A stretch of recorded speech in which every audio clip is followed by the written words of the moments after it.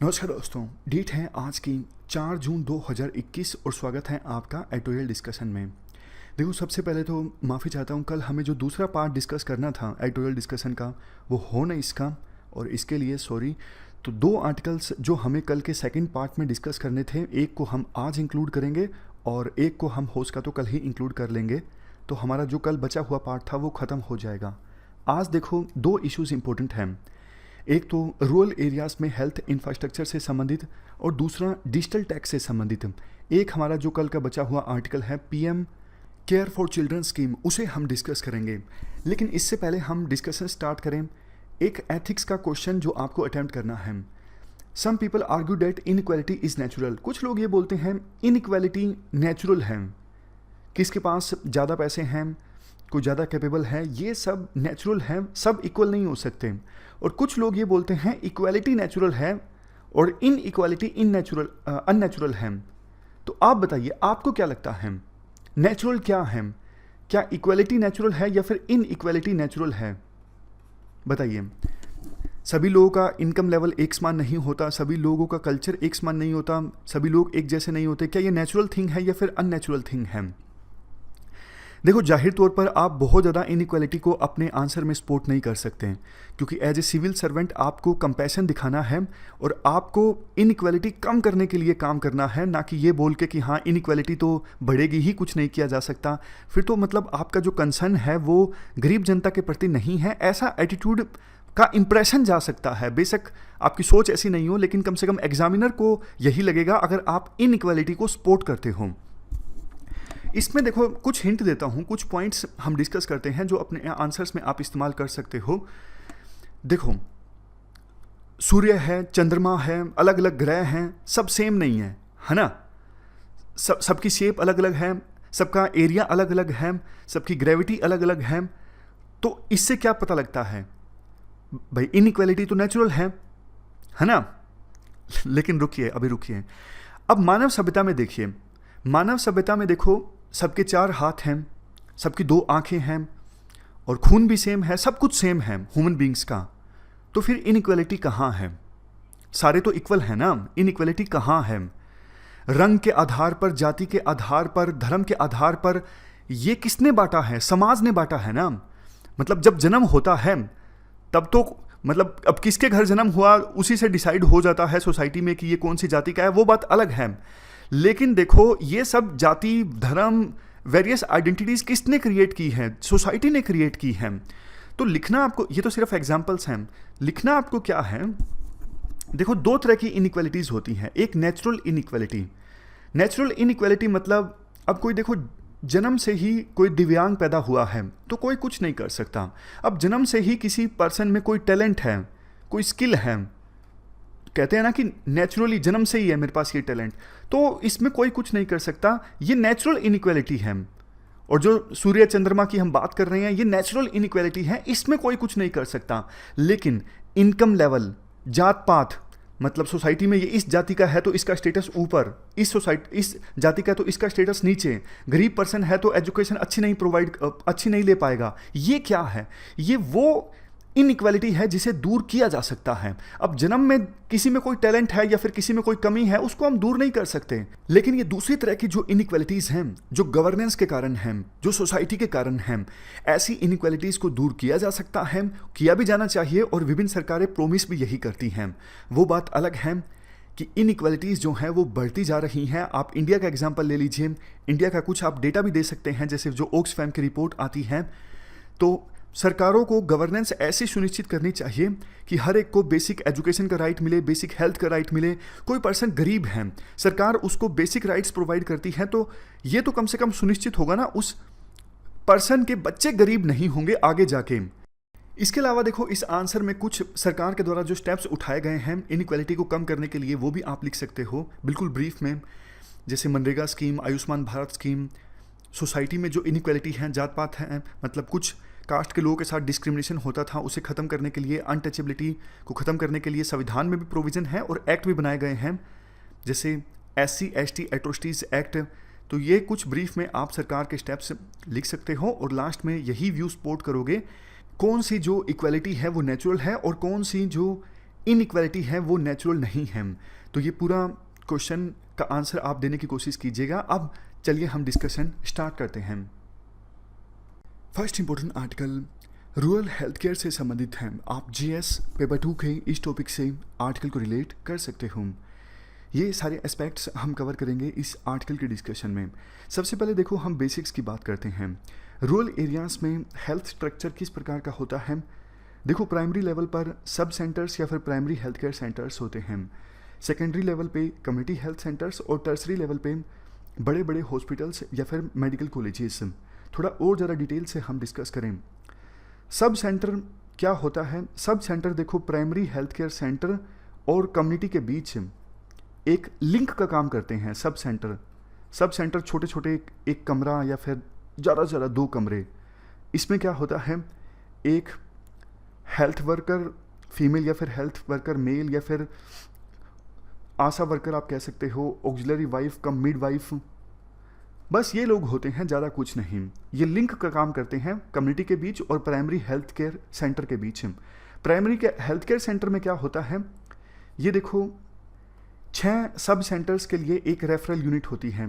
यानी गांव में, अलग अलग गांव में अगर 6 सब सेंटर्स हैं तो 6 सब सेंटर्स के पीछे एक प्राइमरी हेल्थ केयर सेंटर होगा, जिसमें 4 से लेके 6 के बीच में बेड होंगे। एक मेडिकल ऑफिसर इंचार्ज होगा, 14 सबऑर्डिनेट पैरामेडिकल स्टाफ होंगे। ये आइडियल सिचुएशन है। वैसे देखो ग्राउंड लेवल पर ऐसा होता नहीं, स्टाफ की काफ़ी कमी होती है। अब इसके बाद कम्युनिटी हेल्थ केयर सेंटर्स में क्या होता है, देखो 4 प्राइमरी हेल्थ केयर सेंटर्स के पीछे एक कम्युनिटी हेल्थ केयर सेंटर होना चाहिए। कम से कम 30 हॉस्पिटल बेड होने चाहिए कम्युनिटी हेल्थ केयर सेंटर में और स्पेशलाइज्ड हेल्थ सर्विसेज प्रोवाइड करने की व्यवस्था होनी चाहिए। अब नीचे देखो ऐसा डेटा है, हर 5000 लोगों के पीछे कम से कम एक सब सेंटर होना चाहिए, हर 30,000 लोगों के पीछे कम से कम एक प्राइमरी हेल्थ केयर सेंटर होना चाहिए और हर 1,20,000 लोगों के पीछे एक कम्युनिटी हेल्थ सेंटर होना चाहिए। हिली और ट्राइबल एरियाज़ के लिए या फिर जहाँ पे टेरेन जो है थोड़ा डिफ़िकल्ट है, वहाँ पे थोड़ा नॉर्म जो है लिबरल है। जैसे हिली एरियाज़ में हर 3,000 लोगों के पीछे एक सब सेंटर होना चाहिए, हर 20,000 लोगों के पीछे एक प्राइमरी हेल्थ केयर सेंटर और हर 80,000 लोगों के पीछे एक कम्युनिटी हेल्थ सेंटर होना चाहिए। इसके बाद देखो आर्टिकल में हमारे देश में रूरल एरियाज़ में हेल्थ इंफ्रास्ट्रक्चर से संबंधित कुछ डेटा शेयर किया जाता है। Union minister of state for health and family welfare के द्वारा राज्यसभा में 2019 में एक क्वेश्चन का जवाब देते हुए ये डेटा प्रोवाइड किया गया था। आंसर में कहा गया था हमारे देश में 29,337 प्राइमरी हेल्थ केयर सेंटर्स की आवश्यकता है रूरल एरियाज़ में, लेकिन प्राइमरी हेल्थ केयर सेंटर्स हैं कितने, सिर्फ 25,743, यानी 3594 प्राइमरी हेल्थ केयर सेंटर्स की कमी है रूरल एरियाज़ में। होना तो देखो हर 10 गांव के पीछे एक प्राइमरी हेल्थ केयर सेंटर होना चाहिए, लेकिन अभी फ़िलहाल व्यवस्था ये है हर 25 गांव के पीछे एक प्राइमरी हेल्थ केयर सेंटर है। और इसी प्रकार की सिचुएशन कम्युनिटी हेल्थ सेंटर्स के साथ है। जैसे देश में आवश्यकता है 7,322 कम्युनिटी हेल्थ सेंटर्स की और कम्युनिटी हेल्थ सेंटर्स हैं सिर्फ 5,624। मतलब डेटा जो है वो ऐसा है, यूज़ किया जा सकता है। इतना डेप्थ वाला डेटा नहीं है, बिल्कुल बेसिक डेटा है, यूज़ करने लायक डेटा है, ये बताने के लिए किस प्रकार से हेल्थ इंफ्रास्ट्रक्चर काफ़ी ज़्यादा वीक है रूरल एरियाज़ में। और बात सिर्फ देखो unavailability of primary health care centre और कम्युनिटी हेल्थ केयर सेंटर की नहीं है। जो हमने बेसिक में डिस्कस किया कि हाँ प्राइमरी हेल्थ केयर सेंटर में 4 से 6 के बीच में बेड होने चाहिए और कम्युनिटी हेल्थ सेंटर में कितने 30 बेड होने चाहिए, ऐसा देखो बहुत कम सेंटर्स में देखने को मिलता है। एक मतलब कहावत है कि हमारे देश में जो कम्युनिटी हेल्थ केयर सेंटर है ना, उनमें ऐसा इंफ्रास्ट्रक्चर है जैसा प्राइमरी हेल्थ केयर सेंटर में होना चाहिए।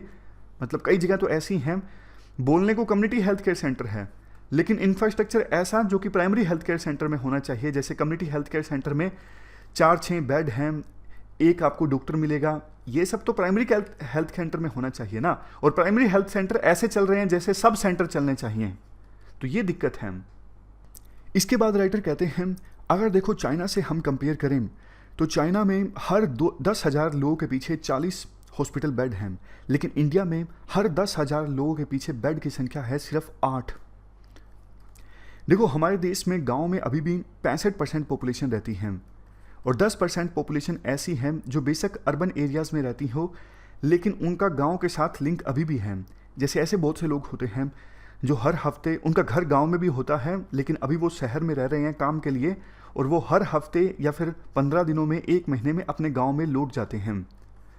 तो रूरल एरियाज़ में बेहतर हेल्थ इंफ्रास्ट्रक्चर का होना ज़रूरी है अगर हम बहुमूल्य जानों को बचाना चाहते हैं। रूरल एरियाज़ में हेल्थ इंफ्रास्ट्रक्चर का मजबूत होना देखो इसलिए भी ज़रूरी है क्योंकि एक पॉइंट जो हमने काफ़ी बार कई सारे आर्टिकल्स में डिस्कस किया है, अगर देखो बिल्कुल लोकल लेवल पे हेल्थ इंफ्रास्ट्रक्चर अच्छा है, जैसे प्राइमरी हेल्थ केयर सेंटर अच्छे से काम कर रहे हैं, तो किसी को हार्ट रिलेटेड डिजीज़ है या फिर डायबिटीज़ है, शुरुआती लेवल पर ही उस डिजीज़ की पहचान की जा सकती है और उस पेशेंट को आगाह किया जा सकता है आपको क्या प्रिकॉशंस बरतने की आवश्यकता है। इससे देखो डिजीज़ को बढ़ने से पहले ही रोका जा सकता है। लेकिन सोच के देखिए, अगर प्राइमरी हेल्थ केयर सेंटर अच्छा नहीं है, वहाँ पे कोई इलाज नहीं है, डिजीज़ जो है वो बढ़ता जाएगा और सीधा वो पेशेंट पहुँचेगा, जब वो डिजीज़ एकदम बढ़ जाएगा उसे टर्सरी हॉस्पिटल में जाना पड़ेगा इलाज करवाने के लिए, क्योंकि तब तक जो डिजीज़ है बहुत ज़्यादा बढ़ चुका होगा। लेकिन प्राइमरी हेल्थ केयर सेंटर अगर अच्छा है तो उस डिजीज़ को बढ़ने से रोका जा सकता है। इसलिए ना सिर्फ बहुमूल्य जानों को बचाया जा सकता है, बल्कि देखो जो हेल्थ एक्सपेंडिचर पर सरकार का कॉस्ट आता है वो भी कम किया जा सकता है। लोकल लेवल पे अगर डिजीज़ जो है वो कर्ब हो जाता है तो बड़े हॉस्पिटल में इलाज करवाने का सरकार का खर्चा बच जाएगा ना। तो इसके बाद राइटर ये बोलते हैं, आजकल तो देखो नॉन कम्युनिकेबल डिजीज से कितनी ज़्यादा डेथ्स होती हैं। कार्डियोवास्कुलर डिजीज़ यानी हार्ट रिलेटेड और वेसल्स रिलेटेड डिजीज़ हैं या फिर सांस रिलेटेड प्रॉब्लम्स आती हैं, कैंसर है, इन तीनों के कारण वर्ल्ड में जितनी डेथ्स होती हैं ना 71% तो इन तीनों तरह के डिजीज़ के कारण होती हैं। Heart related disease, respiratory problems यानी सांस संबंधी दिक्कतें या फिर कैंसर। और हमारे देश की बात करें, हमारे देश में टोटल जितनी डेथ्स होती हैं 60% तो अकेले इन 3 तरह के डिजीज़ की वजह से होती हैं। और इन 3 तरह के डिजीज़ को शुरुआती लेवल पर ही रिकॉग्नाइज किया जा सकता है सब सेंटर में या फिर प्राइमरी हेल्थ केयर सेंटर्स में। इसके बाद लास्ट में राइटर कुछ सजेशंस देते हैं। सजेशन इंपॉर्टेंट हैं।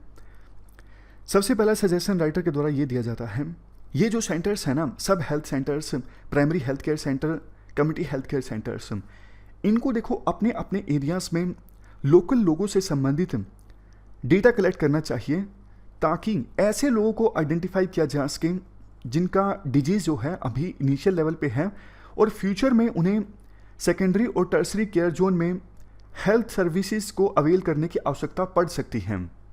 नेक्स्ट, समय समय पर हेल्थ कैंप्स लगाए जाएं ताकि ऐसे लोगों की पहचान की जा सके जिनमें ट्यूबरक्लोसिस, हाइपरटेंशन, डायबिटीज़, इसके अलावा इस प्रकार के दूसरे जो डिजीज़ हैं वो डेवलप हो सकते हैं।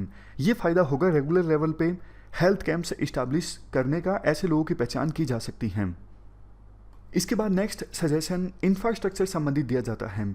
जैसे देखो कम्युनिटी हेल्थ केयर सेंटर अगर है तो वहाँ पे प्रॉपर स्पेशलिस्ट हो, 30 हॉस्पिटल का बेड्स हों, operation theatre, labour room, X ray machine, pathological laboratory, standby generator या फिर दूसरी जरूरी इंफ्रास्ट्रक्चर जरूर होना चाहिए। ये ना सिर्फ कोविड-19 से लड़ने में मदद करेगा बल्कि आगे भी कोई महामारी आती है या फिर इवन जनरली भी लोगों के डिजीज़ को दूर करने में इस प्रकार का इंफ्रास्ट्रक्चर को काफ़ी ज़्यादा मदद करेगा। नेक्स्ट सजेशन, राइटर एग्जाम्पल देते हैं, जब वो मुख्यमंत्री थे हरियाणा के तो उस समय स्वास्थ्य कल्याण समिति इस्टेब्लिश की गई थी कम्युनिटी हेल्थ केयर सेंटर्स में और प्राइमरी हेल्थ केयर सेंटर्स में। स्वास्थ्य कल्याण समिति में कौन होता है? लोकल लेवल पे देखो पंचायत के रिप्रेजेंटेटिव्स या फिर जो प्रतिष्ठित समाज के व्यक्ति होते हैं वो होते हैं इन समितिस में, और ये समितिस जो हैं वो कम्युनिटी हेल्थ केयर सेंटर्स और प्राइमरी हेल्थ केयर सेंटर्स कैसे चल रहे हैं उनको सुपरवाइज करती हैं। तो इस प्रकार की जो स्वास्थ्य कल्याण समितिज हैं वो देश में हर जगह इस्टेब्लिश की जा सकती हैं और लोकल लेवल पे पंचायत, ग्राम सभा, notified area committees, municipal bodies, NGOs, इनको एंगेज किया जा सकता है। इन सेंटर्स की बेहतर गवर्नेंस को सुनिश्चित करने में ये सब जो संस्थाएं हैं या फिर ऑर्गेनाइजेशंस हैं, ये एक इम्पोर्टेंट रोल प्ले कर सकती हैं कोविड-19 से लड़ने में। लास्ट में आर्टिकल में एक बात ये बोली जाती है, बेशक देखो हेल्थ जो है वो एक स्टेट सब्जेक्ट है, लेकिन हमारे देश में 65% लोग यानी 65% जो लोग हैं वो रूरल एरियाज़ में रहते हैं। वो तो दोनों की जिम्मेदारी है ना, सेंटर की और स्टेट की, इवन टियर 3 गवर्नमेंट्स की भी। तो सेंट्रल गवर्नमेंट ये कह के अपनी जिम्मेदारी से पीछे नहीं हट सकती कि हेल्थ जो है वो स्टेट सब्जेक्ट है, और ये भी नहीं बोल सकती सेंटर की हाँ पैसा हमने एलोकेट किया है। पैसा एलोकेट कितना किया गया है ये देखो, इससे फ़र्क पड़ता है, लेकिन उससे भी ज़्यादा इम्पोर्टेंट ये है कि जितना पैसा आपने एलोकेट किया है उतना यूटिलाइज किया जा रहा है और उसकी आउटकम पॉजिटिव निकल रही है या फिर नहीं निकल रही है। अब आपने एलोकेट कर दिया 10,000 करोड़, लेकिन डिजीज बर्डन जितना पहले था अभी भी उतना है, फिर 10,000 करोड़ एलोकेट करने का फ़ायदा क्या हुआ? तो ये पूरा आर्टिकल हमने डिस्कस किया रूरल एरियाज में हेल्थ इंफ्रास्ट्रक्चर से संबंधित। चलते हैं आगे। नेक्स्ट आर्टिकल कोविड-19 की महामारी के कारण अनाथ हुए बच्चों के वेलफेयर से संबंधित है। आप जीएस पेपर 2 के इस टॉपिक से आर्टिकल को रिलेट कर सकते हो। ये एस्पेक्ट्स हम कवर करेंगे इस आर्टिकल के डिस्कशन में। देखो, इस महामारी के कारण वो बच्चे जिनकी एज 0 से लेकर 17 साल के बीच में हैं, ऐसे देखो 1742 बच्चे ऐसे हैं जिन्होंने अपने दोनों पेरेंट्स को खो दिया कोविड-19 के कारण। 0 से 17 के बीच की एज के 7,464 बच्चे ऐसे हैं जिन्होंने कम से कम अपने एक पेरेंट को खो दिया, यानी माता या फिर पिता को खो दिया। 29 मई तक के डेटा के अनुसार ऑलमोस्ट 10,000 बच्चे ऐसे हैं जिनको इमीडिएट केयर और प्रोटेक्शन की आवश्यकता है। अदरवाइज देखो, जैसा सुप्रीम कोर्ट ने अपनी सुनवाई में कहा, ऐसे बच्चों को खतरा ज़्यादा है। रिश्तेदार या फिर दूसरे जो लोग हैं ऐसे बच्चों को एक्सप्लॉइट कर सकते हैं, उन्हें ह्यूमन ट्रैफिकिंग मतलब उनकी ह्यूमन ट्रैफिकिंग हो सकती है, भीख मांगने के काम में लगाया जा सकता है। तो ऐसे बच्चों के लिए सेंट्रल गवर्नमेंट ने हाल ही में एक स्कीम अनाउंस की। उस स्कीम का नाम है PM cares for children scheme. काफ़ी सारे इंपॉर्टेंट प्रोविजंस हैं इस स्कीम के अंतर्गत। जैसे देखो, सबसे पहला प्रोविज़न ये है, ऐसे बच्चों के लिए पीएम केयर फंड के अंतर्गत 10 लाख का एक कोपस इस्टेब्लिश किया जाएगा। मतलब इमीडिएटली उनको ये 10 लाख रुपए नहीं मिलेंगे। जब उनकी एज, ऐसे बच्चों की एज 18 साल पूरी हो जाएगी तो 18 साल के बाद उनको स्टाइफंड मिलने लगेगा, मंथली स्टाइफंड, कुछ भी हो सकता है, जैसे 5,000, 10,000। और जैसे ही ऐसे बच्चों की एज 23 साल पूरी होगी, 23 ईयर्स, तो उनको पूरा पैसा मिल जाएगा इस 10 लाख के कोपस के अंतर्गत। वो इस पैसे का पर्सनल यूज़ या फिर प्रोफेशनल यूज़ कर सकते हैं। ये सबसे इंपॉर्टेंट और मेन प्रोविज़न है। दूसरे प्रोविजंस, ऐसे सभी बच्चों को आयुष्मान भारत स्कीम के अंतर्गत लाभ दिया जाएगा, यानी वो बेनिफिशरी होंगे आयुष्मान भारत स्कीम के। और इस स्कीम में है क्या? इस स्कीम के वैसे देखो 2 कंपोनेंट्स हैं, जैसा आपको याद होगा। एक तो प्रधानमंत्री जन आरोग्य योजना, 5 लाख तक का इंश्योरेंस कवर मिलता है हॉस्पिटलाइजेशन पर, और दूसरा कंपोनेंट तो वो डायग्नोस्टिक सेंटर्स वाला है। एक और पॉइंट देखो इसी से संबंधित, आयुष्मान भारत स्कीम का बेनिफिशियरी बनने पर ऐसे सभी बच्चों का जो प्रीमियम है 18 साल तक की एज तक, वो पीएम केयर फंड के अंतर्गत जाएगा। यानी वो बेनिफिशियरी बन जाएंगे इस स्कीम के, लेकिन ऐसे बच्चों को कोई भी प्रीमियम अपनी तरफ से नहीं देना होगा, प्रीमियम जाएगा पीएम केयर फंड के अंतर्गत। नेक्स्ट प्रोविजन, ऐसे बच्चों के लिए, ऐसे बच्चों की एजुकेशन को सुनिश्चित करने के लिए इनके लिए एडमिशन का प्रोविज़न किया जाएगा केंद्रीय विद्यालय में या फिर private schools up to higher secondary level, और जो भी एक्सपेंसेस हैं वो बियर किए जाएंगे पीएम केयर फंड के अंतर्गत।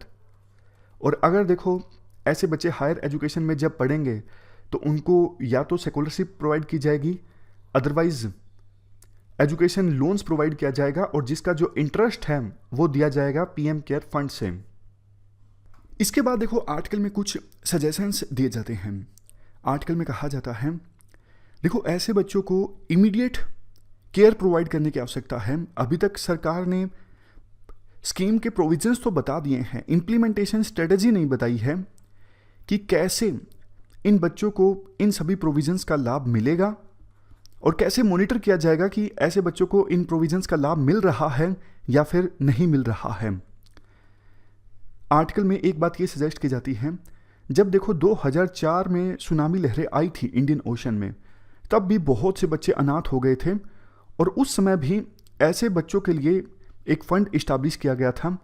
तो उस समय की बेस्ट प्रैक्टिसेस से सरकार सीख सकती है इम्प्लीमेंटेशन स्ट्रेटजी को फॉर्मुलेट करने के लिए। और देखो अभी तक तो बहुत से बच्चों के बारे में सरकार को पता ही नहीं होगा कि हाँ वो अनाथ हो गए हैं, लेकिन सरकार के पास ऐसे बच्चों की कोई इन्फॉर्मेशन नहीं है। तो 1098 पर कॉल करके सभी सिविल सोसाइटी के लोग, कोई भी इंडिविजुअल सरकार को बता सकता है ऐसे बच्चों के बारे में, और सरकार को भी लगातार ऐसे बच्चों का जो डेटा है वो अपडेट करने की आवश्यकता है। लास्ट में कंक्लूजन में ये बोला जाता है, देखो ये सब प्रोविजंस रह जाएंगे अगर जल्द से जल्द इन प्रोविजंस का लाभ बच्चों को नहीं मिला। तो इसलिए सरकार को जल्दी एक्शन लेने की आवश्यकता है ताकि ऐसे किसी भी बच्चों को किसी के द्वारा भी एक्सप्लॉइट ना किया जा सके। चलते हैं आगे। इसके बाद नेक्स्ट आर्टिकल डिजिटल टैक्स के बारे में है। आप जीएस पेपर 2 के इस टॉपिक से आर्टिकल को कनेक्ट कर सकते हो। ये सारे एस्पेक्ट्स हम कवर करेंगे। सबसे पहले देखो हम बेसिक्स की बात करते हैं। डिजिटल टैक्स का मतलब क्या है, एग्जाम्पल की सहायता से समझते हैं। देखो जैसे गूगल जैसी कंपनीज हैं जिनका मान लीजिए इंडिया में कोई ऑफिस नहीं है, वो ऑपरेट करती हैं यूएसए से ही, इनका इंडिया में कोई ऑफिस नहीं, लेकिन इंडिया के जो बिजनेसमैन हैं, इंडिया के जो फर्म्स हैं, वो एडवर्टाइजमेंट देती हैं गूगल पर और इससे गूगल को रेवेन्यू प्राप्त होता है। जैसे कोचिंग इंस्टीट्यूट्स हैं, कोचिंग इंस्टीट्यूट्स अपनी ऐड शेयर करवाते हैं, यूट्यूब पे आपने ऐड देखी होगी और वेबसाइट्स पर भी आपने ऐड देखी होगी। ये सारा पैसा किसको जाता है, जो कोचिंग इंस्टीट्यूट्स एडवर्टाइजमेंट करवाते हैं, सारा पैसा जाता है गूगल को। लेकिन देखो चूंकि गूगल इंडिया से ऑपरेट नहीं करती है, इंडिया में गूगल का कोई ऑफिस भी नहीं है मान लीजिए, तो फिर गूगल देखो सारा रेवेन्यू ले जाएगी उस देश में जहां पे गूगल का हेडक्वार्टर है, जहां से गूगल के ऑपरेशंस चल रही हैं। अब इंडियन यूजर्स से गूगल रेवेन्यू लेके चली गई लेकिन सरकार को कोई टैक्स नहीं मिला, तो देश को तो इससे नुकसान हुआ ना। इंडियन यूजर्स का पैसा गूगल ले गई अपने देश में जहां से वो ऑपरेट कर रही है। जबकि दूसरी तरफ देखो मान लीजिए गूगल के ही समकक्ष गूगल जैसा ही कोई प्लेटफॉर्म है, वो इंडिया से ऑपरेट कर रहा है, अब उसको तो जीएसटी भरना पड़ेगा क्योंकि वो सर्विस प्रोवाइड कर रहा है, उसको जीएसटी भरना पड़ेगा। तो ऐसी कंपनीज जो इंडिया से ऑपरेट कर रही हैं उनको तो नुकसान हो जाएगा ना, वो तो सरकार को टैक्स दे रही हैं, लेकिन गूगल जैसी कंपनीज जिनका इंडिया में ऑफिस नहीं है वो सारा रेवेन्यू ले जा रही हैं, वो इंडियन गवर्नमेंट को टैक्स नहीं दे रही हैं। तो इससे ना सिर्फ इंडियन फर्म्स को नुकसान होता है, वो कंपटीशन में पिछड़ जाती हैं, बल्कि सरकार को बहुत सारे रेवेन्यू का भी लॉस होता है। तो ये सारी सिचुएशन देखते हुए सरकार ने 2016 में एक टैक्स इंपोज किया था इसी प्रकार की एडवर्टाइजमेंट सर्विसेज पे, जिसे कहा गया था इक्वलाइजेशन लेवी। फिर से बोलता हूं, इक्वलाइजेशन लेवी इंपोज किया गया था ऐसी कंपनीज पर जो इंडिया से ऑपरेट नहीं करती लेकिन इंडिया में एडवर्टाइजमेंट सर्विसेज प्रोवाइड करती हैं, तो उनको 6% का जो उनको रेवेन्यू प्राप्त हुआ है उस पर 6% का टैक्स इंडियन गवर्नमेंट को देना होगा। ऐसा गवर्नमेंट ने प्रोविजन कर दिया था 2016 में। लेकिन 2016 में ये जो प्रोविजन किया गया था ना, ये सिर्फ उन कंपनीज के लिए था जो एडवर्टाइजमेंट सर्विसेज प्रोवाइड कर रही हैं। दूसरी कंपनीज है जैसे देखो अमेजोन जैसी कंपनीज हैं, ये तो गुड्स एंड सर्विसेज प्रोवाइड करती हैं, सर्विसेज तो नहीं मतलब गुड्स प्रोवाइड करती हैं। ऐसी अनेकों डिजिटल कंपनीज हैं जो दूसरे गुड्स एंड सर्विसेज प्रोवाइड करती हैं, एडवर्टाइजमेंट नहीं प्रोवाइड करती हैं, इनके लिए कोई टैक्स नहीं था। तो इस गलती को सुधारते हुए सरकार ने पिछले फाइनेंशियल ईयर में 2% टैक्स लगा दिया था, जिसे कहा गया था डिजिटल टैक्स। मैं फिर से बोलता हूं, ऐसी कंपनीज जो इंडिया से ऑपरेट नहीं करती लेकिन इंडियन यूजर्स को गुड्स एंड सर्विसेज प्रोवाइड करती हैं, तो ऐसी कंपनीज पर 2% का डिजिटल टैक्स सरकार के द्वारा लगाया गया था पिछले फाइनेंशियल ईयर में। अब देखो यूएसए ने इस पर क्वेश्चंस रेज किए थे। पहली तो बात, ये जो दिक्कत है ना वो सिर्फ इंडिया की नहीं है, दूसरे देशों की भी है, जैसे फ्रांस, यूके, सिंगापुर, इन देशों ने भी ऐसी कंपनीज पर कुछ ना कुछ टैक्स लगाया है। कैसे, कितना कितना लगाया है वो मैं आपको बता देता हूं। फ्रांस ने देखो इसी प्रकार का 3% का डिजिटल टैक्स लगाया है। आसियान रीजन में सिंगापुर, इंडोनेशिया, मलेशिया, इन्होंने अपना प्लान जाहिर किया है कि हम भी इसी प्रकार का डिजिटल टैक्स लगाएंगे। अब यूएसए को इससे दिक्कत है क्योंकि देखो ये सारी जो कंपनीज है ना, चाहे गूगल, अमेजोन, फेसबुक, ये बड़ी बड़ी कंपनीज हैं, ये सारी यूएसए की हैं। तो यूएसए को तो ये अच्छा नहीं लगेगा कि उनकी कंपनी से दूसरे देश टैक्स वसूलें। तो यूएसए ने इस पे कंसर्न्स रेज किए कि भैया आप जो ये 3% या 2% डिजिटल टैक्स का प्रोविजन कर रहे हो ना, ये गलत है, हम इसका बदला लेंगे। बदला कैसे लेंगे, अब थोड़ा और बेसिक जानिए। यूएसए की एक ऑर्गेनाइजेशन है office of United States trade representative, USTR. ये ऑर्गेनाइजेशन क्या करती है, ये यूएसए के इंटरनेशनल ट्रेड को डील करती है, कोऑर्डिनेट करती है, यूएसए के इंटरनेशनल ट्रेड को डेवलप करती है, जो भी यूएसए के इंटरनेशनल ट्रेड में इश्यूज आते हैं उनकी देखरेख करती है। अब यूएसए का एक 1974 का एक्ट भी है, 1974 ट्रेड एक्ट। इस ट्रेड एक्ट में एक सेक्शन है, सेक्शन 301 यूएस ट्रेड एक्ट।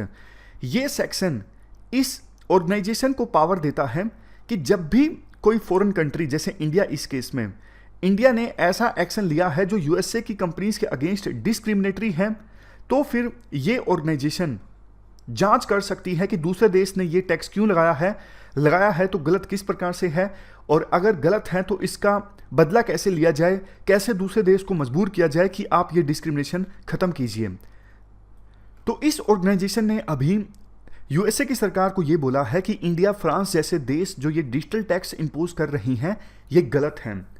तो इसके जवाब में पिछले साल यानी 2020 में जब ट्रंप राष्ट्रपति थे, तो उन्होंने धमकी दी थी। उन्होंने इस ऑर्गेनाइजेशन को कहा था आप इन्वेस्टिगेट कीजिए, अगर इन्वेस्टिगेशन में पाया जाता है इंडिया, फ्रांस जैसे देश जो ये डिजिटल टैक्स लगा रहे हैं ये गलत है, तो फिर ऐसे देशों से इंपोर्ट होने वाले माल पर टैरिफ लगाया जा सकता है।